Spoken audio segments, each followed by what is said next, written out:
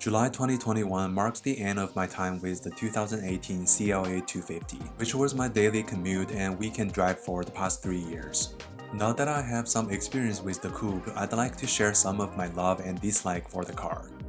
While there are several aspects that I absolutely enjoyed about this car, either because of the aesthetics or performance, there are also things that I didn't enjoy so much. In this video, I'll be listing 4 aspects from each side of the spectrum, so hopefully you can get a general idea of the CLA 250. Of course, this doesn't encompass everything, and as always, these are just my personal preferences and opinions based on my own experience. First things first, I absolutely love the overall silhouette of the 2018 CLA 250. The reason I mention the model year is because Mercedes changed both the interior and exterior design of the CLA in 2019. The 2018 model has a beautifully proportioned front face. The big LED lights with organic curves and the robust grille texture provide a perfect contrast to the logo. The taillights on the 2018 model might actually be my favorite part. Their shape looks just like a pair of wings and adds such strong character to the car. The sharp yet elegant design makes even this entry-level Benz look luxurious. Moving on, the second feature that I absolutely love is the design of the front row seats. The one-piece design of these seats really enriches the sports car feeling of this coupe. I believe the AMG model has two-tone options for the seats to make it look even sportier, but I opted for the beige interior for a more urban vibe. The seat hugs me pretty well while sitting in it, and there's lumbar support that I can automatically adjust on the side control panel of the lower section of the seat. Definitely a plus. At the front of the seat, there's a way to manually expand the length of the seat bottom for better support. The hollow space between the headrest and the back has ambient legs, which I will go over in more detail in a second. The only downside of the one-piece design is that the head support can be adjusted separately, but personally, I think the pros of this design outweigh the cons. Now let's talk about the ambient light that I mentioned. This feature was an unexpected bonus to my build that really added a ton of delight to my overall driving experience. It just creates such a nice mood on the interior and makes it feel more personal. There are 12 different colors to choose from.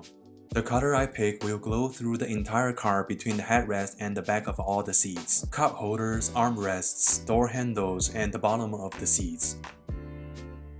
The chosen light color will always be on when the environment light is low.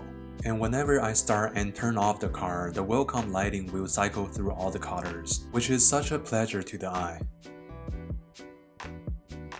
Last but not least, among all the things I like about the CLA 250 is that it's fun to drive.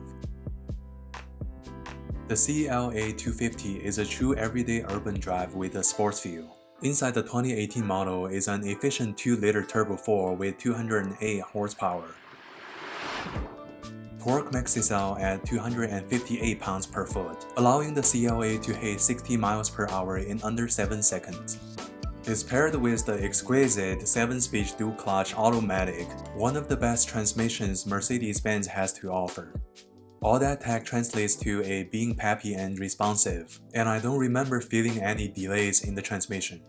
One other small thing to mention is that the CLA 250 has a smaller turning radius, meaning I don't need to make a 3-point turn when other vehicles might require it. Now let's talk about the 4 aspects that I didn't quite enjoy about the CLA 250. First off is the small non-touch screen. It is the most frustrating thing about this car. You would think a touchscreen would be essential in a modern car, but not so for the 2018 model. In order to do anything on the screen, I have to use a wheel control to cycle through the options. It is especially frustrating when putting an address in the navigation. This might not be an issue for those who like to use their phone navigation, but I have always preferred to use car navigation when it's available.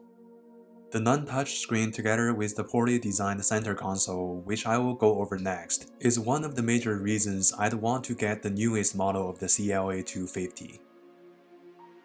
If the exterior makes the CLA 250 looks luxurious, the center console does the opposite. Other than the buttons for heated seats, dynamic selection, and the hazard lights, I have never used any of the other buttons.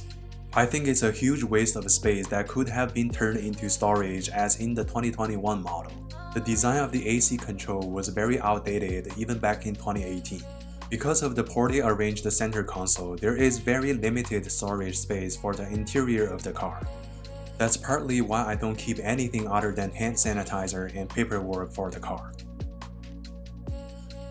Moving on to the next thing I dislike, and what I think is the number one drawback of the entire car, the suspension. The CLA's suspension is extremely stiff. Every time I drive on slightly uneven roads, I can feel the small bumps.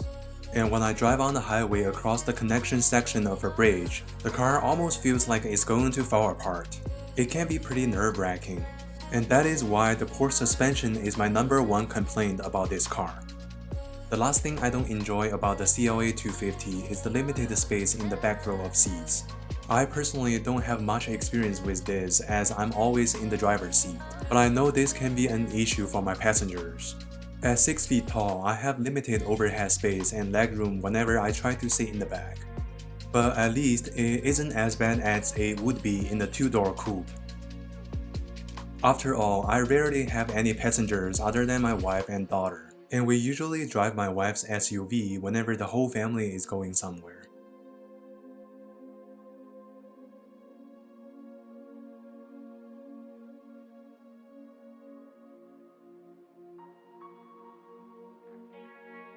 That's all I have to say about the 2018 Mercedes-Benz CLA 250.